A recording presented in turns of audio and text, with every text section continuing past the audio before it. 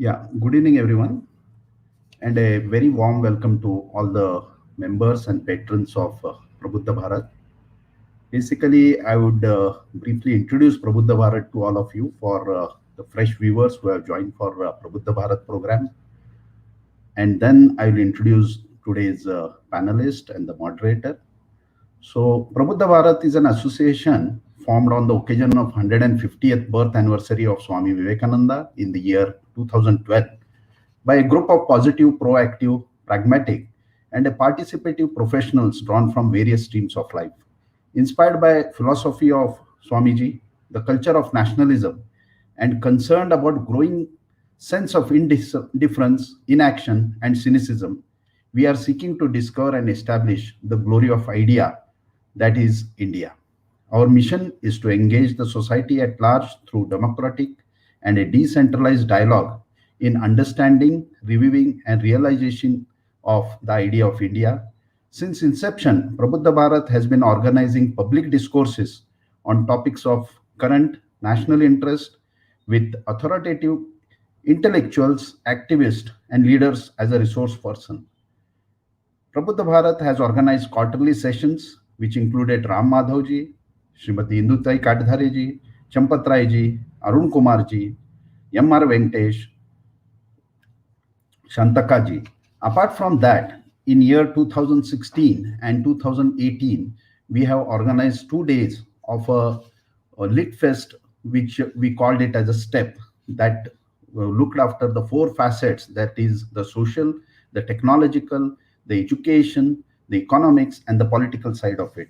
And in step 2016 and 2018, we have had a galaxy of people addressing the patrons of Prabuddha Bharat.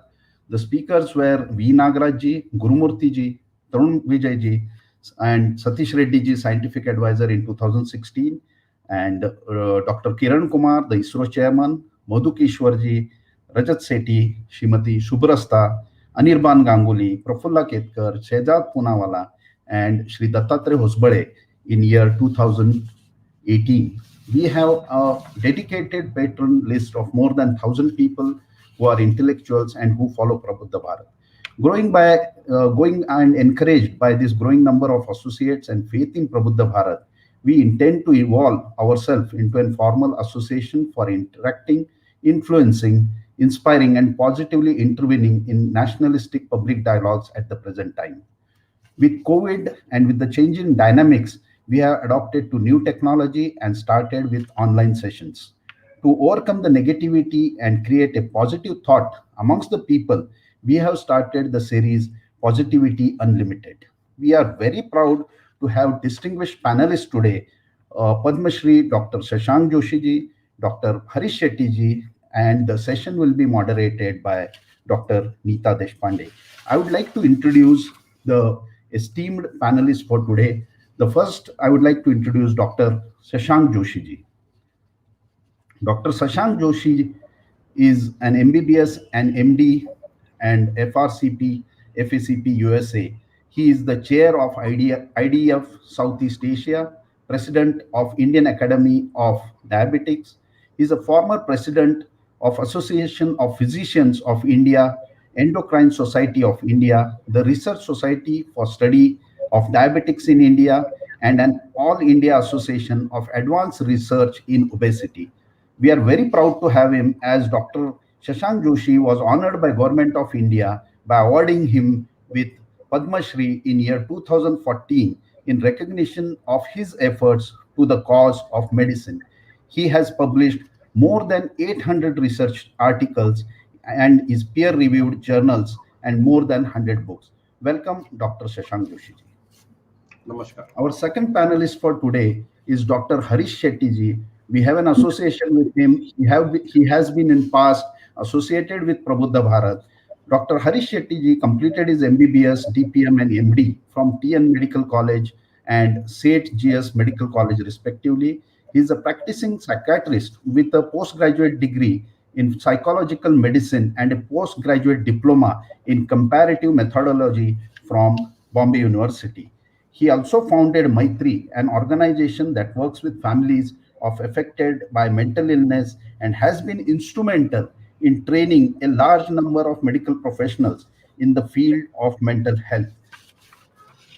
Dr. Shetty, apart from being psychiatrist, has an extensive experience in the field of mental health, especially in connection with disasters.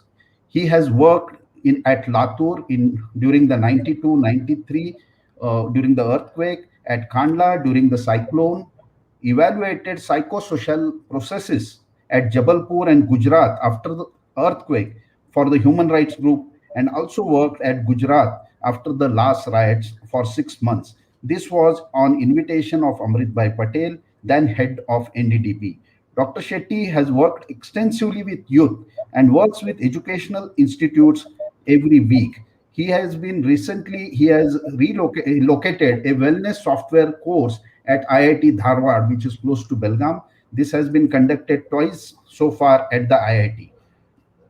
So I would like to welcome Dr. Harish Shetty to Prabuddha Bharat program.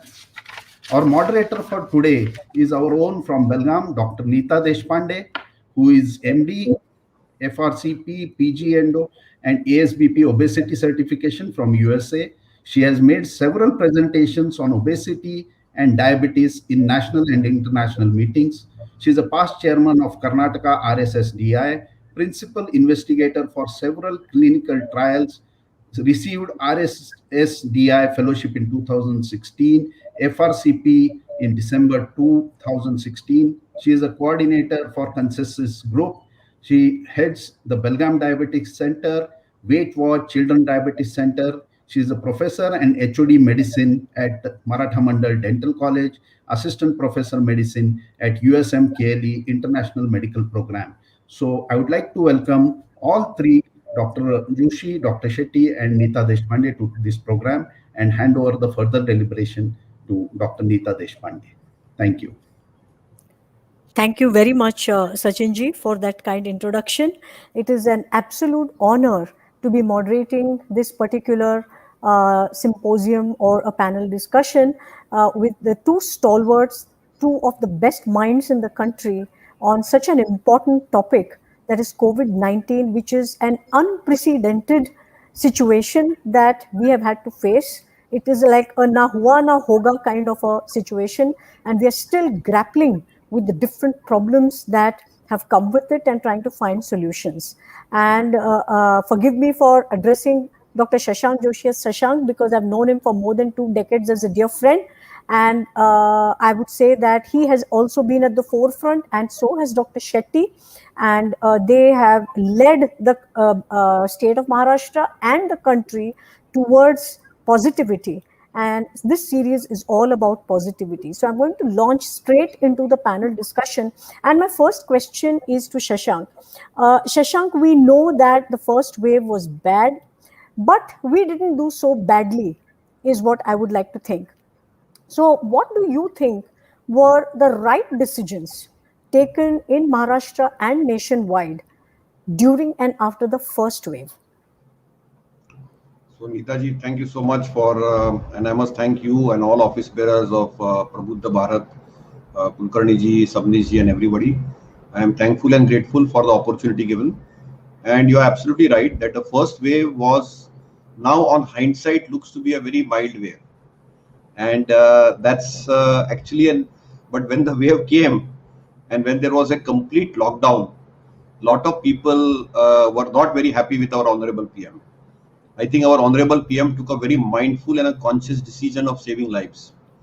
He had already got some insights from US and UK where there was a lot of loss of lives. And I think he took a very, very bold step, a considered step of locking the country. And I think that locking the country actually saved the huge catastrophe which could have come. See, why do we do a lockdown, Neeta? We do the lockdown mainly to prepare the healthcare infrastructure and the public infrastructure so that they can be ready for the pandemic. Number two, we were dealing with the unknown virus. We were dealing with the unknown virus, which was predictably unpredictable, and it continues to be predictably unpredictable even today. Yes. Having said that, you see, the challenge the government of India took, and all the state governments, I must say, took up the challenge. And I must also say that our state and various other states, including Karnataka, Maharashtra, they also had that little hindsight and they started locking a little early. Mid-March only they realized that something is amiss, and minute they raised without panic, very quietly they locked down the country. And I think that saved lives. The primary reason is that when the virus is new, it's a slowly mutating virus. Remember, COVID is not a very fast mutating virus. All viruses have clothes, and they change their clothes. The timing of changing the clothes is called mutations. So some people change clothes once in 15 days. Some people change clothes every day. So flu virus changes its clothes every day, while the COVID virus changes its clothes maybe once a month, once in a 1.5 month.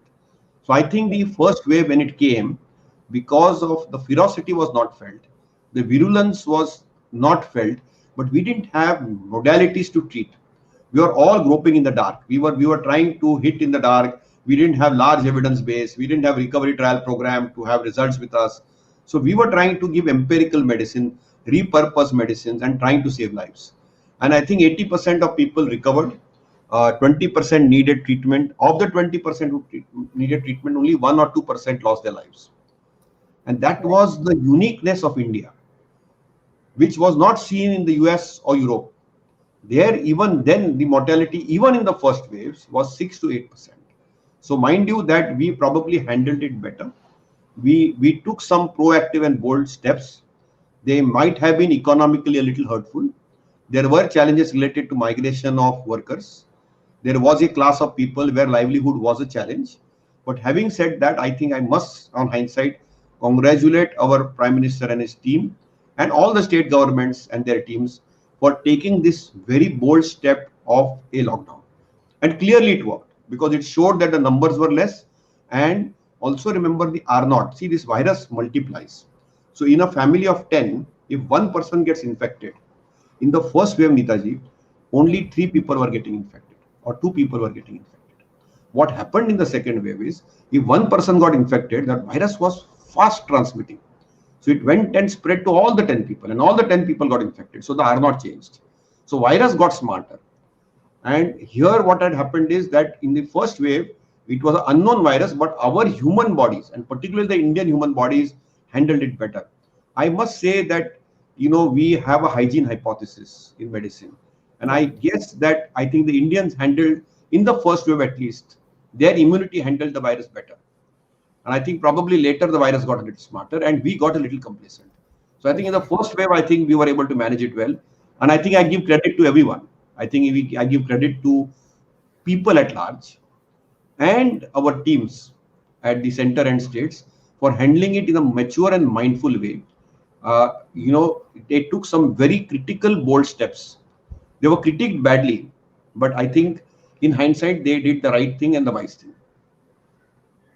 That's so very right, Shashank, and that brings me, the lockdowns that happened, the economic problems that happened, the migrant problems that happened. So that brings me to the mental issues that happened because of these particular things that were happened. Because as I said earlier, also they were unprecedented.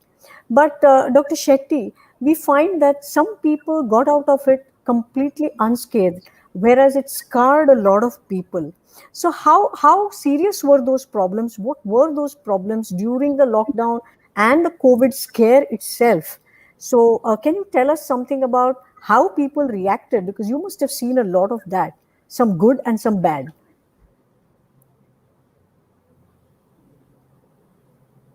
Anna, you're muted. Guru Anna, you're muted. I think let's look at the positivity across that time of lockdown. Those who really did well, those who managed. There are certain personality types who adapt to any situation, and they're quick at changing their software and they move it. I mean, these are personality types, and that's very important to understand. The second are those who had a support system around them. There was cohesiveness in the family, cohesiveness in the community. There was cohesiveness in the mohalla, as well as in their own housing complexes. So a chawl which had a kabaddi committee or a Ganesh Utsav committee were more cohesive than housing slums where there was no cohesion, where there were 3 or 4 bars or 3 or 4 alcohol dens. So first is people who adapt, and they could really adapt very well. Second is those those communities which had support and they were very, very cohesive. Third is leadership. You find in some families we have a very effective leader who can get the entire family around, or in some areas we have effective leaders who could get the entire community around. Say, for example, Gurudwara or a temple or any religious structure. So leadership in those areas were very critical for people to become extremely positive. And the fourth is those who are activists in any organization. They were used to working in the community all the time for different issues. Say, for example, those who were activists in the family planning area did extremely well because they could carry the message of the virus to their families and to people around, because their ability to move, ability to really communicate was phenomenal. So I still use the acronym here, SALA. SALA is the brother-in-law in Hindi. So there is support, there is adaptation, leadership, L, and A is activist. Having said that, I think what is very important is Papa figures in some areas really did well. In fact, certain gurus or certain Maulavis and others took a very strong stand on adhering to the COVID norms around that time in many areas of the country, independently of the institution, of the state leadership, or the central groups. Along with that, people who were scarred were those who were anxious, basically very anxious. Number two, basically who had this belief, those who believed in the science of fatalism. Kahi honar nahi, yen agdilla, till the time God wishes. So they forgot that this disaster was not about fatalism, it was about science. So these guys also got little scarred. Third is you have these reckless optimistic people. There are four types of optimism. There is one rational optimism, there's blind optimism, there is reckless optimism, and there's a masochistic optimism. Blind optimism, we give to all our patients, Acha hone wala hai, chinta mat karo. We tell all COVID patients, you will get well. We tell all the members of the family, rational optimism. This is the exact issue with your patient. But this reckless optimistics and the masochistic optimistic created a lot of problems and also added to the fear along in their own communities or among their own people. Also, certain religious groups initially said there is no COVID. And these groups were basically in ghettos. And they were very paranoid and suspicious of the establishment as a whole. Also, apart from ghettos, as in the second wave, at the close of the first wave, we are talking about vaccine, and those COVID terrorists who proclaimed vaccine hesitancy individually, and those who took vaccines now, the same vaccines they blamed, were also very responsible for the entire negative attributes. But four important positive attributes: Sala, support, which they had, ability to adapt, which is very important, leadership in those communities, and activists in the communities. That's how it was. So, just as a corollary to what you said, Dr. Shetty, are the reckless optimists responsible for more and more of COVID inappropriate behavior? Absolutely. The reckless optimist said, "Hey, malakai honar nahi," and they would remove the mask. And they also believe this reckless optimists also believe that everything is under God's. It's in the hands of God. If it has to happen, it has to happen. And the masochistic ones were the muscular ones, and those muscular would not be muscles in the arms or legs, but muscles in the mind.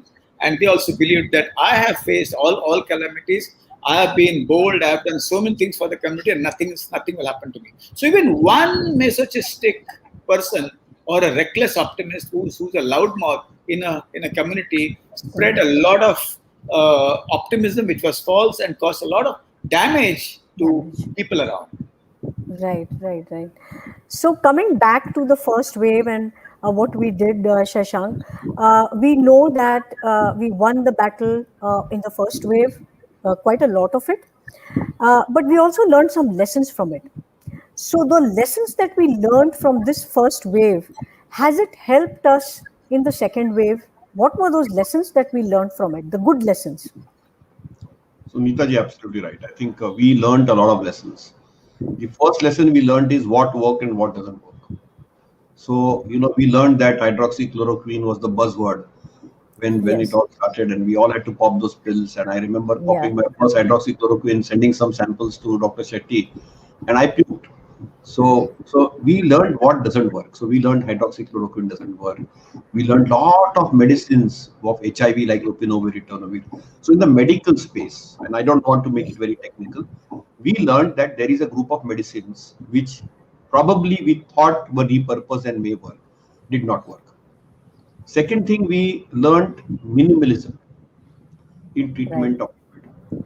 I think the first wave taught us minimalism, and we also learned to be alert. So two things which I learned from the Dharavi slums. One is we had to identify people who are vulnerable to die. See, our first objective as doctors, our oath is primum non nocere, which means in Latin, first of all, do no harm. So first thing is save every human life, and then try to ensure that that person doesn't end up with serious or critical illness. And I think that was from day one our Prime Minister's mission and every Chief Minister's mission: save every life. So we went into the Dharavi slums, identified senior citizens, people with comorbidities like hypertension, diabetes, and also did a pulse oximeter. And people who did not have cardiorespiratory disease, and if their saturation was low, we filtered them out. And we realized that the single most important tool in COVID is that you have to monitor your saturation twice a day for a good 14 to 21 days. Right. So the first thing which we learned from the first wave was COVID timetable is 14 to 21 days, of which the virus multiplies for the first 10 days. If at all we have to give something to kill the virus, give it in the first 10 days. So the treatment options of the first 10 days are different from the treatment options of the next 10 days. Second thing is there is something called as happy hypoxia. I love the positivity of Prabhudva Bharat, but this happy hypoxia is a very dangerous term, which means people feel they are perfectly fine. Okay, they don't think they have COVID at all, but their saturation or the oxygenation is falling down. And that is something which we learned, that if the saturation falls down, you need to be in the hospital, you need to take oxygen, you have to lie on your chest, take a little bit of steroids and you're going to be fine. Supportive care, nursing care is the key. No major magic bullet was going to work. Occasionally some immunological medicines were working. So that is the other thing which we learned. The third thing which we learned is isolate early. See, there is a spreading tendency of COVID. So do not angavar kadu naka, means in Marathi, it means that do not try to stretch your disease too much. Most people, what they did is when they got a little fever, a little bit of cough, they felt ये COVID नहीं है, ये flu है, मेरे को नहीं होएगा, मेरे को नहीं होएगा. So they said, oh, मैं क्रोसिन लेता है, मैं थोड़ा एजिथ्रोमाइसिन लेता है, मैं थोड़ा एक दूसरा दवाई लेता है. डॉक्टर देशपांडे मेरे को बोली, उसका वेबिनार सुना, कुछ लेता है. गुरु अन्ना बोला कुछ नहीं है, साइकोलॉजिकल है, माइंड में ही है, कुछ नहीं होने वाला. तो ऐसा करके करके 1 week used to go, and then they used to deteriorate and come breathless to the OPD in the first wave. And then we realized that we couldn't have any time to save them, because even if we give them steroids, put them on a ventilator, and they were gasping for breath. So I think that is something which we learned. We learned the red flags. We learned whom we need to filter out. We learned that supportive care works. And we learned that most people with COVID will live whether you treat or you don't treat. Okay, that's another thing which we learned. So, but we also lost people because of complacency. We lost because of people being overconfident that they wanted to stretch it too far. Also, there was stigma. Itaji, last point I will talk. Stigma was, people in the villages did not want to test because they thought that all the bureaucrats had unwielding powers. The collector will come, my family पे Covid के बाहर बिल्ला लग जाएगा, society के बाहर बिल्ला लग जाएगा, बंगले के बाहर बिल्ला लग जाएगा, मेरे को कोविड का स्टैम्प एंड लेबल लग जाएगा. So there was some degree of stigma, and that stigma was hurtful and led to delay of diagnosis, led to delay in the hospital, and led to deaths. So I think these are the lessons which we learned in the first wave. So first wave clearly taught us what works and what doesn't work. It taught us which are the red flags, and single most important, like every doctor has a stethoscope. Every cardiologist needs to take a blood pressure machine and ECG. The COVID ECG is pulse oximeter. And if you monitor the saturation twice a day for a good 14 to 21 days, isolate ourselves and do not infect and spread it to your near and dear ones, Keep in touch with a doctor, digitally connected. And if there is a deterioration, just go to a hospital, take some oxygen, lie on your chest, and take some steroid. You're going to be good.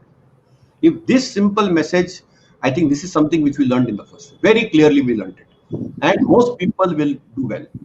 But important thing is in the COVID timetable, we must know the right time for the right medicine and the right time for red flagging. When to isolate at home, when to go to the hospital, when to go to the ICU. That is something. And do not have stigma. Don't be ashamed. Everybody has COVID now.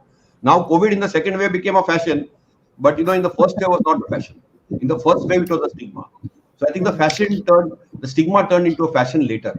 So I think in the first wave we learned a lot, and the insights of the first wave will not only be useful for us for the second wave, but even now it's going to teach us a lot of insight. It also see, the virus is in the body, but equally the virus is in the mind. And therefore, we also learned that COVID timetable is 3 weeks for acute COVID. After 3 weeks, you're good. But also we learned something called as a post-COVID syndrome, which is for 3 months. And that post-COVID syndrome we learned from the first wave, because people had heart problems, lung problems, sugar problems, many other problems. So I think first wave taught us a lot, but it gave us a direction, it gave us confidence, it gave us pattern recognition, and it taught us some degree that whatever is said today may not be true tomorrow. So that is, I think one thing is very clear, that in medicine and in unpredictable medicine, and COVID being an unpredictable medicine, we learned simple lessons. And I think just clinical common sense, if we followed the red flags well, we were able to save lives. And I think that is something which we learned very well in the first wave. And first wave definitely learnings have helped us for second and third. That's really beautifully explained, Shashank. Fantastic. That really has clarified so many issues. But what we've also seen is that in the quest for COVID appropriate behavior, we have also seen people going to the extremes, to the extent that there's been disharmony in the family. Mental peace has gone away. What are the telltale signs, Dr. Shetty, that somebody is going too far or probably actually needs help? I mean, is the COVID appropriate behavior going to the point of an OCD? And on the other hand, you have those reckless optimists, as you talked about, who refuse to comply with anything. So, are there people who actually need help in this situation, and what are the signs for that? Let me tell you, just before COVID, the Ministry of Health, central government had released the data along with ICMR that 1 out of 7 Indians are mentally ill and 20 crore Indians are mentally ill. And in this background, we had COVID. Apart from that, the National Crime Research Bureau also said that 1 in 3 suicides in the country is because of family problems, and 1 out of 4 to 1 out of 5 people who end their lives by suicide are daily wage laborers. So in this background, we had COVID. Now, let's look at the signs. Hedrike agtade. I have fear throughout the day. Mala biti vatte. And fear which is continuous needs immediate psychological or psychiatric attention. I can't sleep at all. Nidre barlilla. Full night I don't sleep at all. Intractable insomnia. 100% you need to reach out. You can't water the plants, look at the sky, do yoga at this time and get well. You need to immediately reach out to your family doctor, your psychologist, and or your psychiatrist. Number 3, I feel so sad that I can't get out of the bed, or I feel so sad that I'm very irritable, extremely irritable. And sadness can get converted into pity. It can get converted into irritability and anger. Extremely irritable. I feel like doing something to myself or something to others. You need to go to the doctor immediately. I do not allow anybody to touch any knobs in the house. And I wash my hands 5 times. And I make everybody else wash the hands if they go and if they come out from anywhere, or if they go and meet somebody. And I don't allow anybody to come to my home. You need to immediately see a psychiatrist or psychologist. I feel, I can see the COVID virus entering into my house through a drone. I hallucinate the virus. For everybody it is invisible. For me it is visible. 100% instantly you need to go and see a psychiatrist. Nange jivandalli jigupse untu. I feel like harming myself. I feel like dying. I don't feel like living at all. and that's no time to give advice.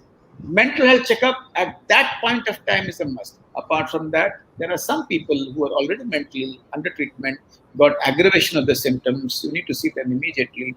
And also, many people felt that they are worthless, useless, and many people had deaths in their family, and some of them blamed themselves to an extent. They had delusions of guilt, and they believed that they are responsible for the death of their family members, and they had no point to live, and they should not be alive at all. Immediately, they need to see a psychiatrist.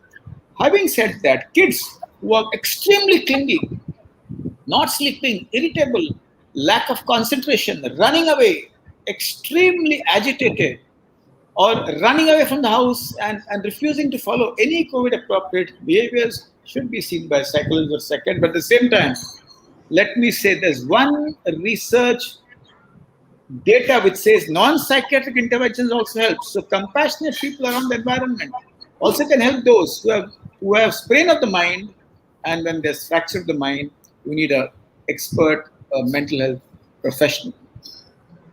Yes.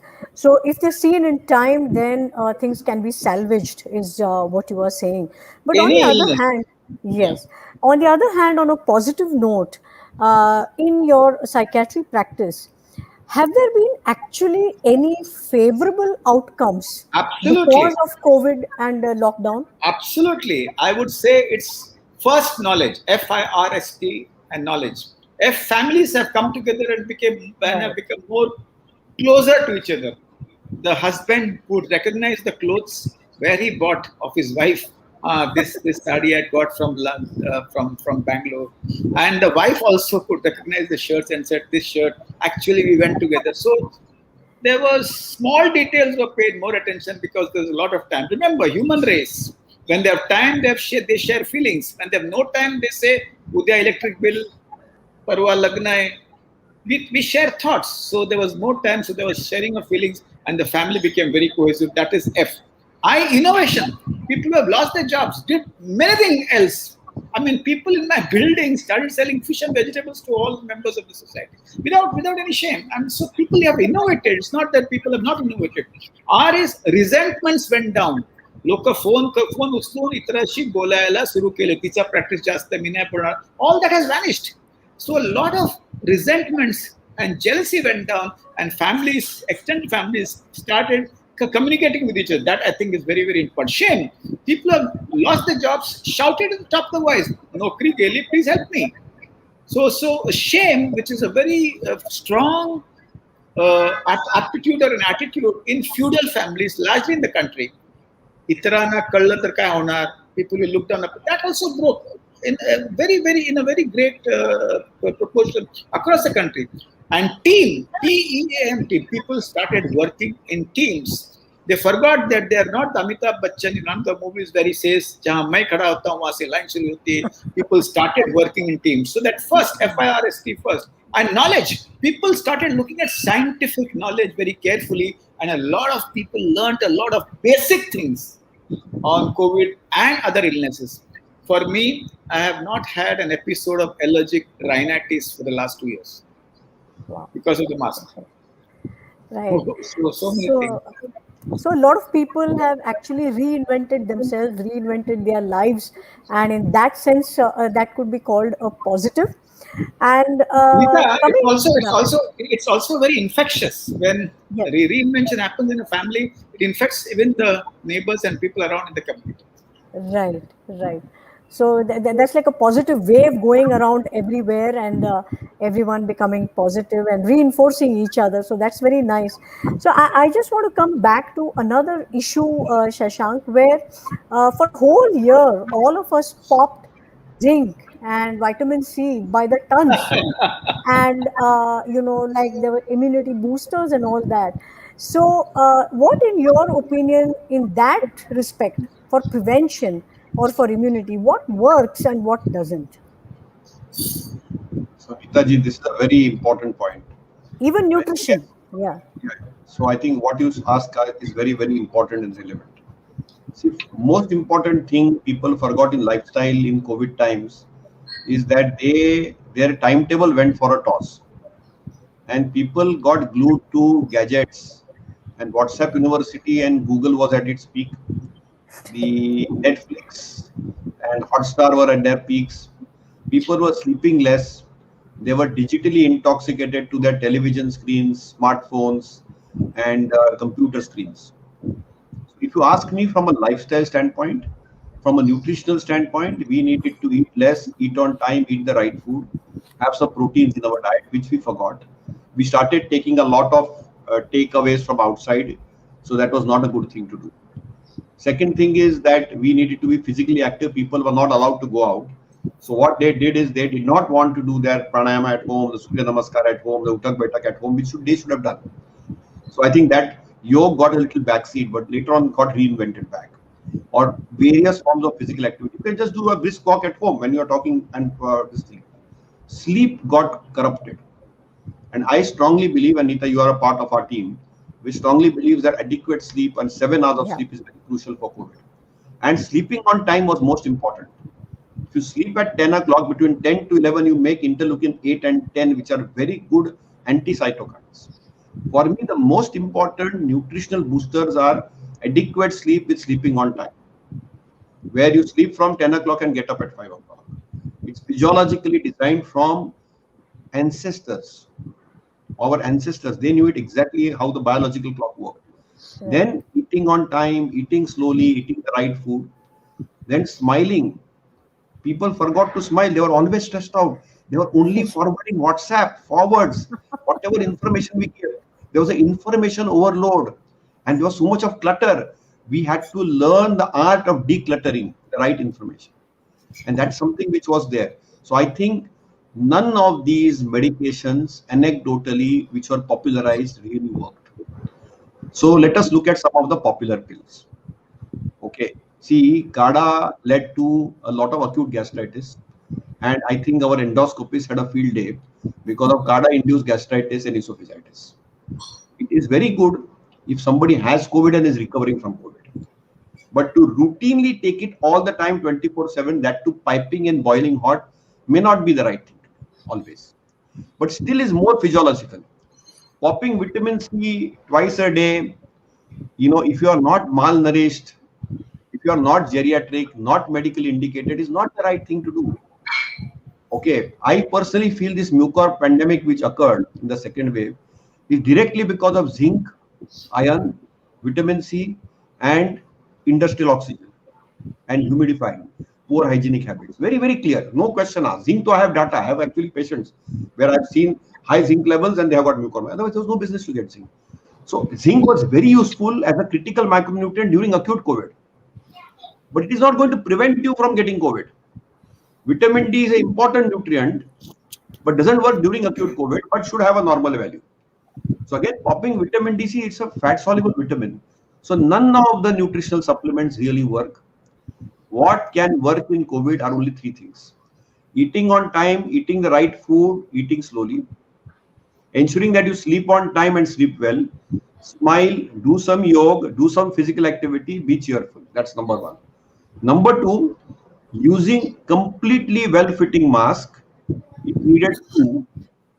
Number three, ensuring that our hygiene is very good. Indians have a very poor hygiene quotient. Okay, and maintain some degree of distancing. But equally important is we realize COVID virus is airborne droplet.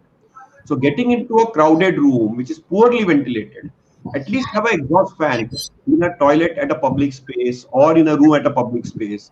If you don't have a HEPA filter, that's a basic. Open the windows. Don't give into an AC room. Have the fan on all the time. I'm sure you are in Belgavi today, and Belgavi is a little hot and humid. Open the windows. Move out, but mask. Single most important immunity booster, if you ask me, is masking and sleeping. See, the point is, if you sleep well, eat well, and our mind is positive, you will generate positive chemicals. You will generate chemicals which are anti-cytokine. Cytokines are bad chemicals of the body, and which you know very well. But you want to generate good chemicals. Chemicals of love and chemicals of positivity, chemicals of hormones. I think smiling, being cheerful, cracking jokes, enjoying life, getting diversions, going into your hobbies, they are far more immunoboosting, if you ask me. I mean, I am a stamp collector. I had not looked at my stamps for a very long time. I opened my stamp collection and redid it whenever I felt I a little down. See, every person in COVID times had ups and downs. Each one of us, we all had our ups and downs, anxieties, because anxiety was at its peak. And when the anxiety is at the peak, the immunity is at the ebb. So therefore, it's important that when you are vulnerable, your immunity comes down. So in order to improve that, it is not just the mind, the body, the nutrient, the protein, which is important. And it is not important to pop a pill and taking a vaccine on time. I think some of these nutritional supplements have been blown out of proportion. Okay, some of these have some very good role. For example, ashwagandha, fantastic for post-COVID space. I use it. With vitamin C, ashwagandha, N-acetylcysteine, I use in people who are recovering from COVID, who could not breathe, needed 2 liters of oxygen, and had been stuck with oxygen at night. They have recovered very well. Now you will say that I'm an allopathic practitioner, I should not use ashwagandha. No, there it is needed. Chyawanprash, in those individuals who are recovering from a bad COVID, in the hospital for 40 days, recovering, I need to give them that. I need to use a nutritional supplement there. I need to use ashwagandha there. I need to use a chyawanprash there. But normal people like you and me should not be popping it. Then that will lead to weight gain. Then they have to come to Dr. Deshpande's clinic in Belgaum virtually, and now she can be accessed virtually. So I am sure Nita is having patients all over India now because you are accessible. Now that's a big advantage. So I think we have also one more thing. For good immunity, you need to convert every negative opportunity into a positive opportunity. And I think lifestyle gives us that challenge. So I think if you have physical activity automatically happened because we didn't have maids and servants.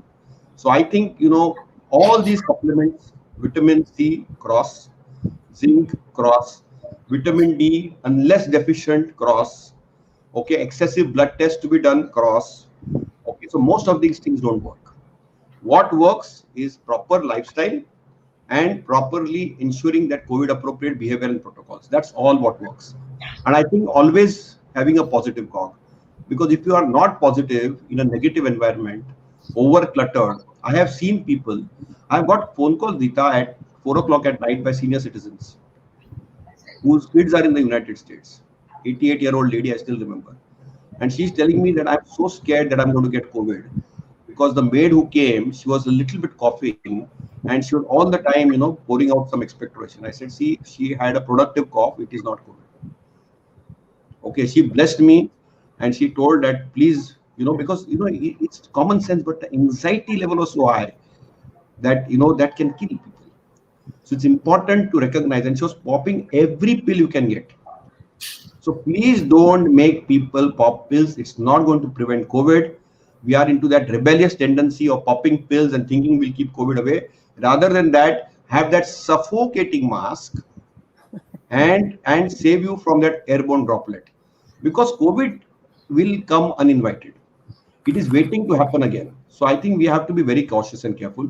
So the best immunity pill is in the mind with some degree of sleep and eating adequate amount of food with a good amount of macronutrients. So from a nutritional standpoint, improve proteins and reduce the carbs and fats a little bit. Avoid fried and fast food, sweets and dry fruits. But you can have fruits, you can have vegetables. So if you have this French scheme of 5 fruits and vegetables, they have all the immunity boosters you need. And now, for a change, the pollution levels are low. You get a lot of organic fruits also. So I think in COVID times, I think the quality of our output of fruits is also better. So I think you should just focus on natural foods, which are the best immune boosters, rather than taking all these artificial nutrients.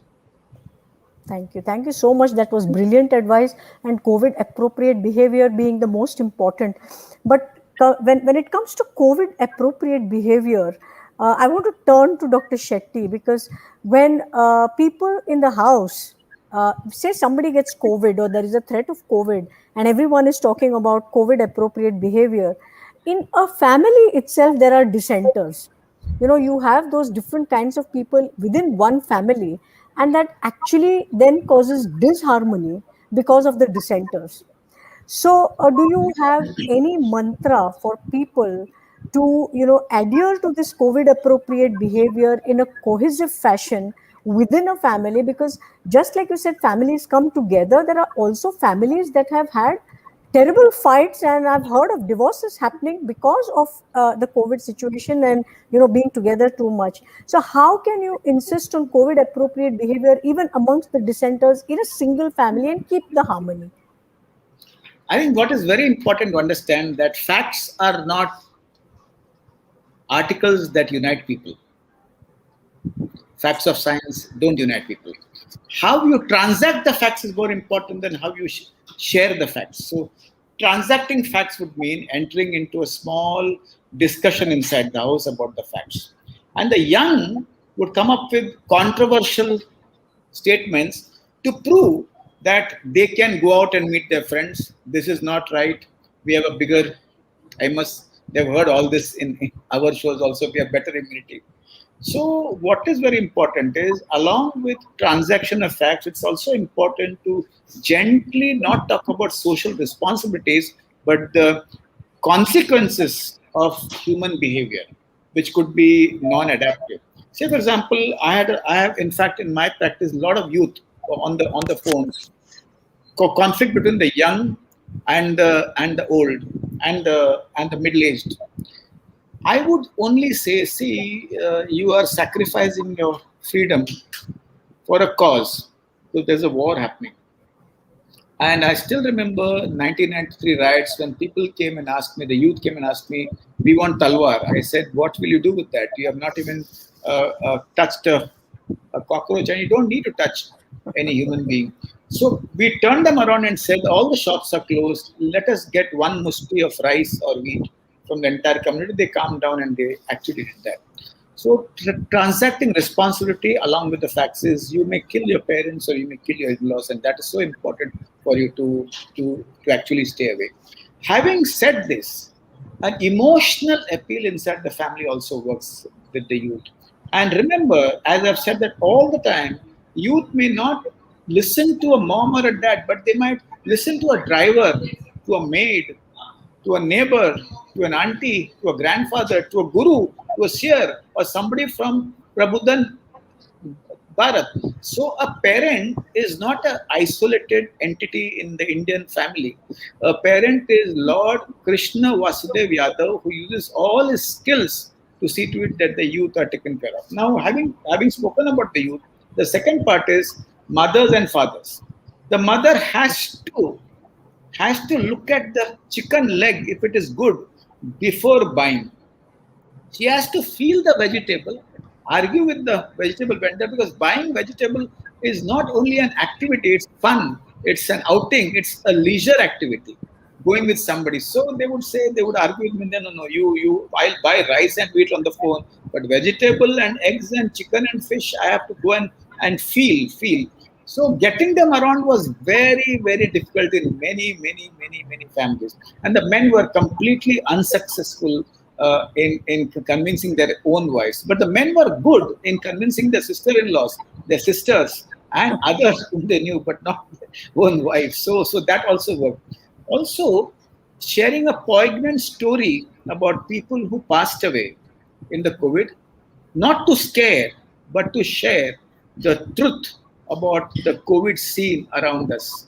And also what is important is encouraging the youth to be mask warriors, mask up warriors, and they would actually do it very properly. But there's one small factor which is very important, and that has been researched in the United States. Collectivism, shared meaning, shared purpose in a community, in a mohalla, in a slum, or in a building also enhances the positivity and adherence of COVID appropriate. Having said this, there have been people not wearing masks, and there have been wars among people in the housing complexes. That's the time where deterrence only works. And there are so many people who abused others because they stopped children from playing because they did not wear masks. When they were called to the police station, they apologized and they started behaving. So deterrence, persuasion, emotional appeal, because there are 4 types of individuals. Cognitive, they need articles, intellectual, They all live in Pune, Belgaum, Dadar, and Thane. You have to give them cognitive advice. Then there are emotional people. They can be brought around. Then there are obedient people. Then there are paranoid people, and they need to be dealt with very strongly. And the fifth is they don't listen to anybody. Their danda does work, and there's nothing wrong in showing the power of deterrence through the administration. But young boys and girls have also responded when the moms and dads talked to them while they were horizontal. Husbands have responded when their wives talk to them when they were horizontal. Because a man is very, very ideal when he's vertical. But a large number of men and women become softer when they are horizontal. So a couple who cuddled got the other around, and a mother who cuddled a son and daughter got the other person around. So Indians are innovators in communication, and they understand the jugaad of bringing people around. So stress would lead to anger, stress would lead to irate behavior. Yoga, calmness, and sleep, as he said, I'll reinforce what Dr. Shashank said. Sleep is not about arithmetic; it's about architecture of the sleep, and these small things actually work. And lastly, Dr. Deshpande, in a disaster which is very big, answers are very small, simple answers. Mask dhara, vaccine there, haath dua. So in a disaster which is huge, simple answer. And these answers also can come through children who are also as innovative, or probably more innovative than adults, because the simplest minds are the most profound. I acknowledge the presence of mental health professionals here, Dr. Gada, Marita, Dr. Mamtora, in our chat. Yeah. Before I let you go, Dr. Harish Shetty, because you have some commitment at 6:30, there is one last question I want to ask you on behalf of all parents who have small children and adolescents who have been home for the last 1.5 to 2 years and have not interacted with their friends and have lived in very unusual circumstances for a child. So this has probably affected their mental health for some time to come and scarred them perhaps also. So is there any positive advice you can give to circumvent what has happened and help them on the path to normalcy in the times to come? Well, here also there are a bunch of kids who have coped extremely well. But there are kids right from the age of 2 to 18 who have been having very serious problems. Where there is adherence and peace in the family, children are much better. Where parents are in the process of engaging the child and sitting down and listening to what he says or she says, things are much better. But where there is lack of movement among children, there's a big problem. Where children could actually move, do things with their hands and legs, children are much better. But allow me to start with the age of 2. Between 2 to 5, we have seen clinging behavior of children with their parents, and clinging behavior is largely because of low mood, anxiety, and fear. And a lot of reassurance, a lot of touch. Let's say, for example, the house has become a cluster of a school, an office, a playground, etc. So at that point of time, a little strong reassurance. Remember, emotional contact time is the intensity of time and not always the quantity of time. And the intensity of time can calm down a child much better. Between the ages of 2 and 5, these things work. Between the age of 5 and 10, they have to run around all the time and they have to do some things. Remember, allow them to run around. I've always been saying that an imperfect house is a happy house. I've been saying that all the time. An imperfect mom is a happy wife. And an imperfect family, and a family which is a house which is on a display mode is not a happy house. A house which is on a living mode. So some glasses might break, the cricket ball might hit a memento which Dr. Neeta got from Dr. Joshi. At some point of time, it can fall, it can break. So let the kids run riot in the house in a manner that they could, and there will be chaos. Chaos means peace. Obedience means disturbance, and that is important. Between the ages of 12 to 18, well, they could not talk to their boyfriends, their girlfriends, and if they had a breakup during COVID, it's very painful because there's no closure. Allow them to talk a little longer on the mobile, etc. But also creatively organize meetings for these young boys and girls, very creatively, without alcohol, weed, and hash, and see to it that they meet, they chat, they share, they get angry, they share all the muck about their own families and about the schools and then the colleges and the future, and let them believe that their future is not compromised, it's only delayed. And a lot of interaction. See, for example, if you Meeta, I'm sure that if you see your family's face continuously over the day and night and you're doing online, it's so boring. You need to do some other families also. So the Right. kids have the kids have to So actually true. talk to others beyond the family members, and don't try to overdo the family uh, parenting, because you have all the time and you have missed out on the parenting for the last 10 to 12 years. But if there's any change in behavior, remember, पत्रिका दाखवायचं नाही, उंगली दाखवायचं नाही. Call up a friendly neighborhood psychologist or a psychiatrist or a family doctor or a physician and let them help you with your children. Having said this, lastly, the children with special needs are in a mess. Their schools, their special schools have closed down, their socialization is gone, their play is gone, their therapies have been delayed, and they are in an absolute mess. I request all governments to see to it that in some ways these special kids schools are open in a way that they can actually function, and that is so important. Children who are hyperactive need to see that their medications are taken and they are in touch with their therapist and their counselor. So these are some small ways. So movement, contact, activity, multiple faces, and calm parents are some of the good things which Dr. Hemangi Davule taught me, and she's there on the show, ex-head of the Department of Psychiatry at Nair Hospital. That has been fantastic advice, Dr. Shetty. Absolutely valuable and put in a very nice way, in a way that everyone can understand, and so very simple. And I'm very thankful for that. Now I'm going to move back to Shashank to ask him one very important question that is on everyone's mind. Is the third wave inevitable? So, Nikita ji, I think third wave is in our minds for sure. Whether it will come, really, if you ask me, it will come. Whether it will, what will be the ferocity of this wave is purely in our hands. See, virus has shown that it is smarter than us. Virus showed in the second wave very clearly that it can be lethal. It can be having a geometric progression. It can be very ferocious. It can spread very quick and fast, but recover very quick and fast. But human behavior doesn't change. Human behavior can be reckless, as Dr. Shetty told, rebellious and revengeful.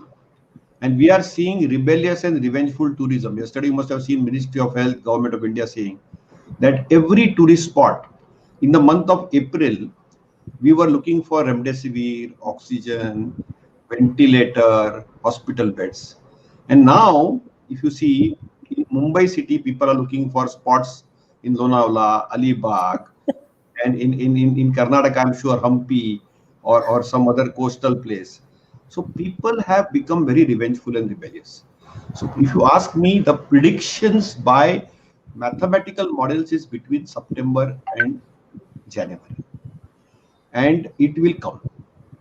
But if we are able to saturate our population by 70% with 2 doses of vaccine, we have zero tolerance for COVID appropriate behavior and protocols. This wave will come and go and we will not even realize it. We will have a disruption-free COVID time only by next year, April 2022 to July 2022. By that time, there won't be disruptions. For example, if a wave comes, our day-to-day life will not get affected by a curve or a lockdown. Currently it is. One thing is very clear, that throughout this year, we need to mask or double mask. Now, when I say mask or double mask, if you are a healthcare provider or if you can afford, wear an N95 mask. properly fitting. Otherwise, wear a cloth mask and a 3-ply mask of 2 rupees so that it is fully covered. That's enough. That's the strongest vaccine. But third wave is predicted. The problem which has occurred in India now, as we talk today on the 7th of July, is that even today India is reporting 40,000 cases per day. In these 40,000 cases, 9,000 are coming from Maharashtra, 9,000 are coming from Kerala, and rest of them are coming basically from a geographic region of East Godavari in Andhra.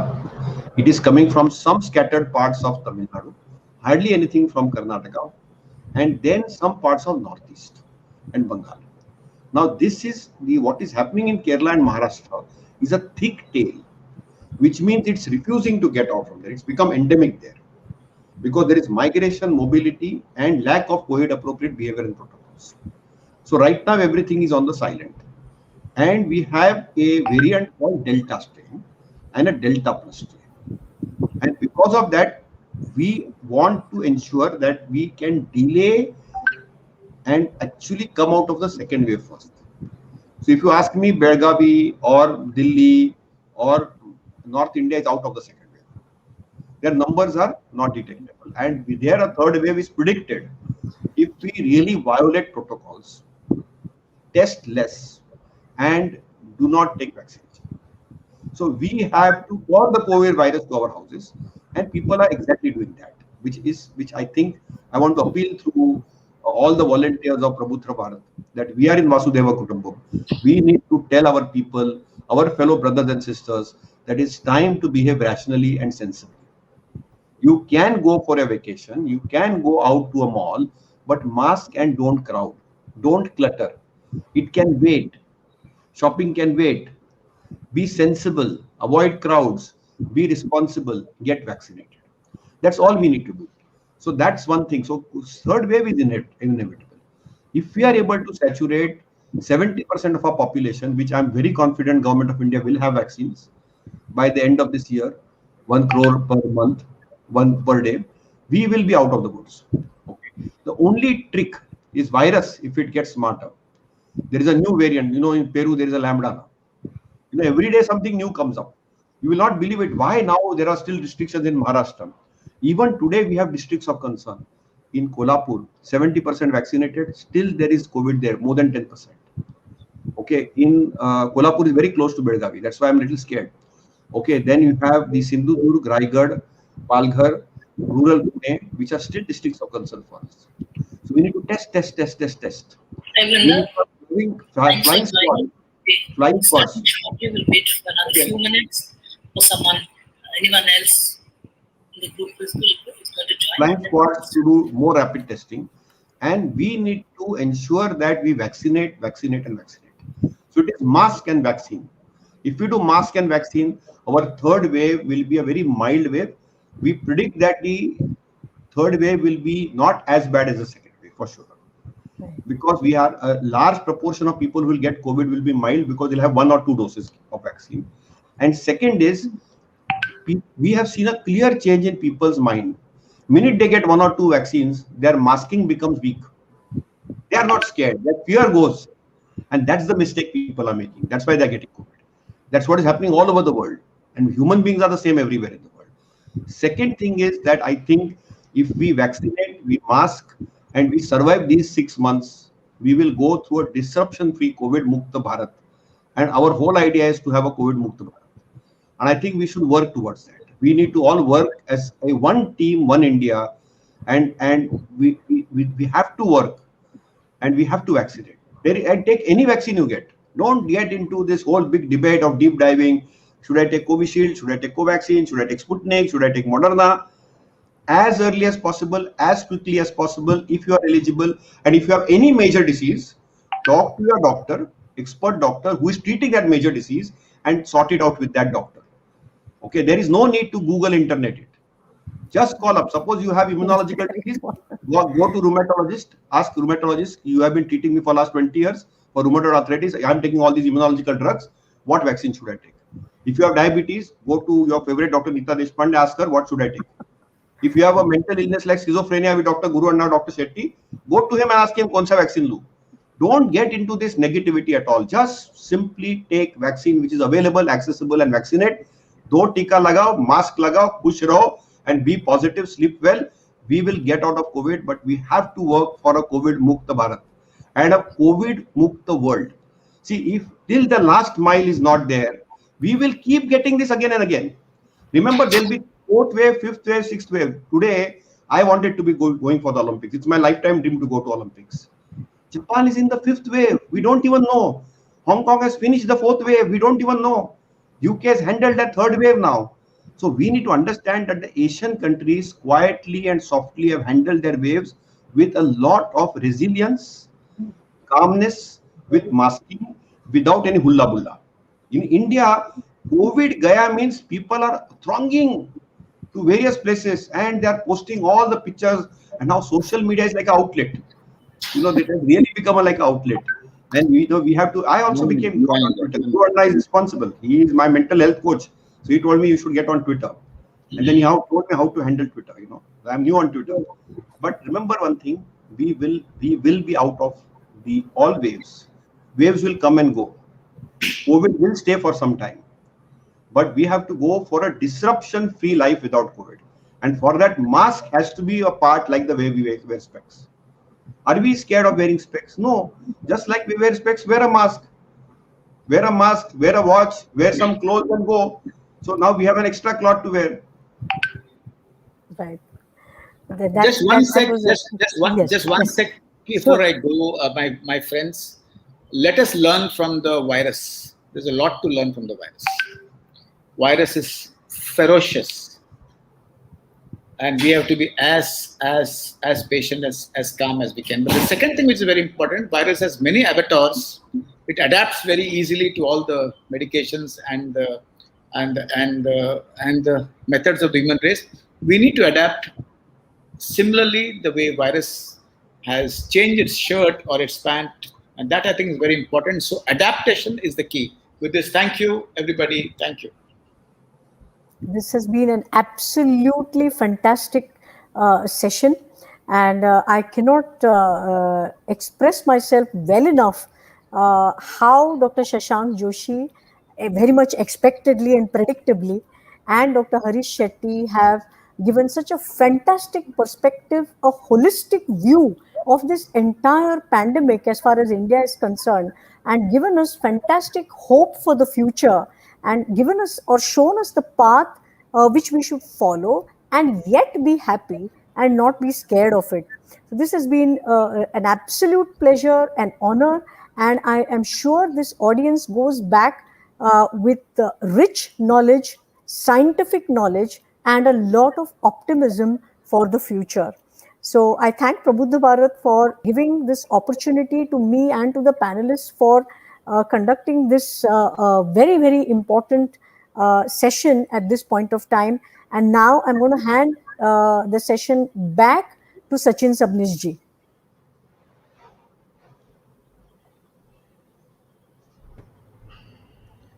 Yeah, thank you, Dr. Shashank Joshi, Harish Shetty who has just left because he has another session, and Dr. Neeta Deshpande for moderating so beautifully. Now I request our trustee of Prabuddha Bharat, Chaitanya Kulkarni ji, to propose the vote of thanks.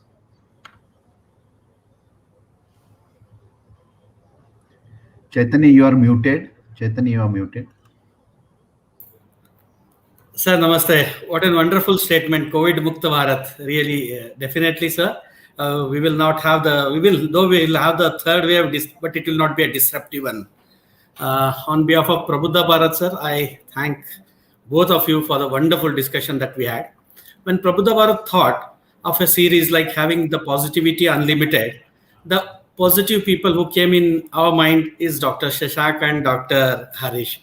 It was really, you were the people who were really working on the field and you were literally on the battleground and led the second wave as the commanders of the battle. And definitely, sir, we have taught a lot of good lessons in this COVID second wave. And thank you very much, sir, for really enlightening us and it was really a insightful talk, sir, and we really understood a lot many things in a very simple way from a person of your stature.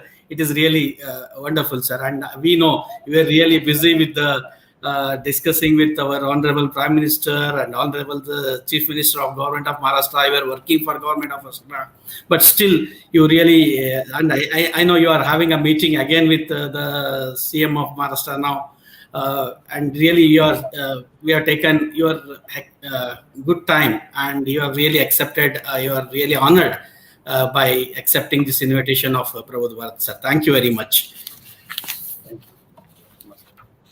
And Dr. Harish sir was really there with us even for the first wave, and is like always very simple, and we love to hear him, and he always make all the viewers and spectators very positive out of his thoughts. Dr. Harish, though he left us for his other assignment, really we are thankful for you for the wonderful discussion that what we had.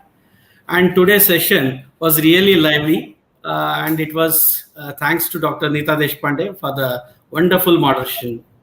Dr. Neeta always made people of Belgavi positive by her beautiful messages on COVID on her social media. Thank you, Dr. Neeta, for accepting our request to moderate this session. And really, it was really meaningful interaction. Thank you.